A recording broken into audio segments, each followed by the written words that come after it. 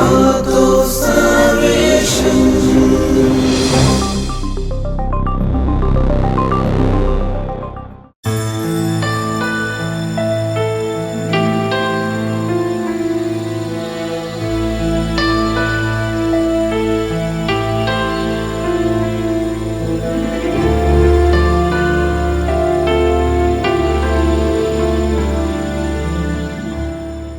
Praise to Lord Jesus Christ. I welcome you again for a new session of Catechism learning. Let's begin our session with a small prayer. Let's join our hands, close our eyes, and be in a prayerful mood. Abba Father, we give you thanks for this beautiful day that you have granted us. Thank you for bringing all of us together for this session. Bless each and every one of us. Keep us safe in your mighty palm. We bring to you, O Lord, our parents, teacher, and all our friends who are attending this session. Send your Holy Spirit upon each of us so that whatever we learn be easy for us. We offer this prayer in the loving name of our Lord Jesus Christ. Amen. So dear friends, how are you all doing? I hope you all are doing good. In our last session, we studied about God's name. How God's name is an adorable name and how we have to pay respect to the name of the Lord. The second chapter, the title itself says, God's Name, Holy Name. We also learned that in our prayer, Our Father, we say, Our Father who art in heaven, holy be your name. That means we consider the name of God as holy, and that is how we pay respect to God's name. The second commandment teaches us, you shall not misuse the name of your Lord, your God, in vain. So in our last class, we studied about the importance of the name of God. And in our today's class, we will be studying how we are not supposed to use the name of God in vain. We also learned about how the name of God is used in the Old Testament and in the New Testament. While referring to the Old Testament, I gave you the example of the burning bush that appeared in front of Moses. So when Moses asked, reveal your name, so the answer given by God was, I am who I am. This teaches us that God's identity itself was His presence. God had a name Yahweh during the Old Testament, but the people of Israel didn't prefer to call Him Yahweh because they somewhere felt calling God Yahweh is a disrespectful act. Man has no authority on God, we can only worship God. Moving on to the New Testament, we learned that Jesus coined a new term, Father, to refer to God. We learned about the term Abba, which means Father, and the children of Israel called their father as Abba. So Jesus expects all of us to call God as Father, our own Father. We also learned about the salvific and the powerful name of Jesus. Jesus' name is a powerful name. It is a salvific name. In the name of Jesus, a lot of miracles had happened and is still happening. The name of Jesus heals. That is what we see, that Saint Peter healed a lame man in the name of Jesus. So the name Jesus itself has a salvific power. This is what we learned in our last class. In our today's class, we are going to learn about how we are not supposed to use God's name in vain. Okay, I'll just tell you in a very simple term. So when we have conversations with our friends, we simply say, oh my God, this happened. "Oh, good Lord, this happened." We are unnecessarily using the name of God, which is not required. But unknowingly, we usually do that. Somewhere, unintentionally, we are committing violation to the second commandment. In your textbook, it is said where we are supposed to use God's name. Pay respect to God's name in all occasions. Now, when we say occasions, there are a lot of occasions where we use Bible as a source and we do take God's name. For example, any oath ceremony. We take the oath in the name of God. Also, if you would have noticed, in courts, we take the oath in the name of God. Swearing, bearing, mockery, condemnation, irreverence against God is violation of second commandment. So we usually say, "Oh, I swear to God, I swear to God." But then, really, are we making real witnesses in the name of God? Is it really required that we need to give our witnesses in the name of God? For little things probably, we swear to the name of God.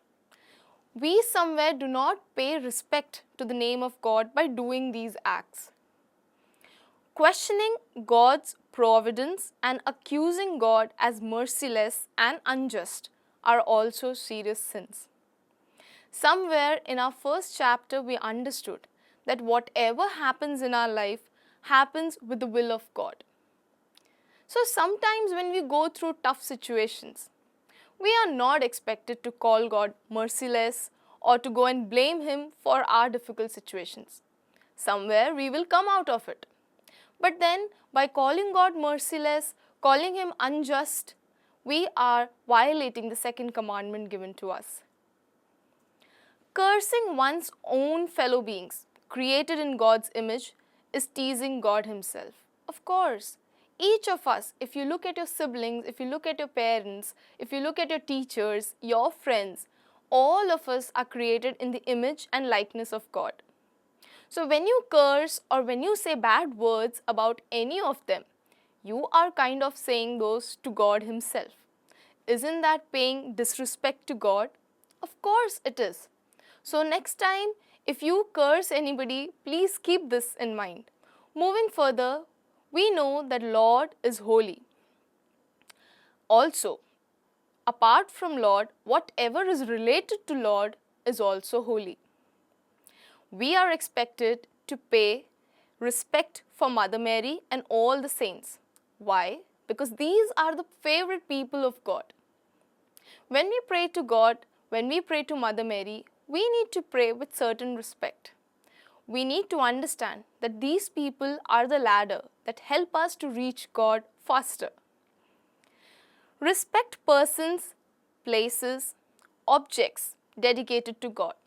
When I say persons, it includes religious people, priests, bishops, and all those people who are involved in the service of God. When I say places, it refers to pilgrim centers, churches, shrines, and objects, the altar, and everything that is related to God is holy. We need to pay special respect to Holy Bible because it has the word of God, and it is through Holy Bible that God speaks to us. So we are supposed to pay respect to the word of God. Treating the persons dedicated to God badly, improper behavior at the holy places, making holy things unholy are signs against the second commandment. Yes. Now this refers how we behave in the church. Sometimes we go into the church, we start talking, we start misbehaving. All this are counted under the violation of the second commandment. We are supposed to treat the people who are dedicated to God kindly, treat them with respect. We are also supposed to be well behaved in holy places. When we are attending Holy Mass, we are expected to attend Holy Mass with great reverence. So God's name is always holy. If I ask you, what are your names? You will see your name, your friend's name, if he is a Christian, everybody has a similar pattern in the name. So whenever your friend comes and tells you that his name is Peter or his name is John or his name is Precious, then you know that this person might be Christian. How do you get to know that? That is because we Christians have a certain pattern of naming. So if you just think about your name, you will understand that your name must be also falling under this pattern of Christianity. We see God himself naming a lot many people. For example, Abram was named Abraham by God. Jacob was named Israel. Many other examples are there. If you take your baptismal name, you will understand either your name is somewhere related to the characters in the Holy Bible or related to any of the saints. That is how our parents have named us. This also reminds us that our name is coming from Christianity. This helps us to build the Christian values within ourselves. Certain names refer to God's goodness or divine mysteries. So if your name is John, somewhere you are expected to be a model like John. If your name is Peter, somewhere you are expected to be like a rock, to be like Peter. The second commandment reminds us to show reverence to God's name on all occasions in our daily life. Yes, God's name is holy, as I said earlier. So, it is through the second commandment that we understand why we are given Christian names. Also, church condemns giving children names which are against Christianity. So, the second commandment reminds us constantly that we are supposed to pay respect to the name of God and also to be a model according to the names which are given to us. So, the word of God for today is anything you ask from Father in my name, he will grant it. John chapter 16, verse 23. We also need to remember that just as God's name is holy, Jesus' name is also holy. So I'll give you a quick summary to whatever we studied today. We learned about the usage of God's name, that we are supposed to pay respect to God's name in all occasion, whether it is any oath ceremony or if it is marriage or if it is whether in the court, we are supposed to pay respect to the name of God. Swearing, bearing, mocking the name of God all violates the second commandment. We are not expected to take God's name for silly little things. Questioning God's providence and accusing God as merciless is also violating the second commandment. Cursing somebody who is also made in the form, in the likeness and image of God is again, mocking God is again disrespecting God himself. Then we learned that just as God, we are supposed to pay respect to everything that is related to God. Now that has Mother Mary and all the saints. It also includes people, places, objects that are dedicated to God. We also understand why the Christian names are important and why we all are given Christian names. This is to remind us about our religion. So, I have a task for you all. According to your name, whatever your name is, find the saint and learn the biography of the saint. This will help you to lead a life according to the saint. Let's wind up today's class with a small prayer. O Lord, give us the grace to understand and experience the power of your holy name. On that note, I would like to conclude this session. Thank you.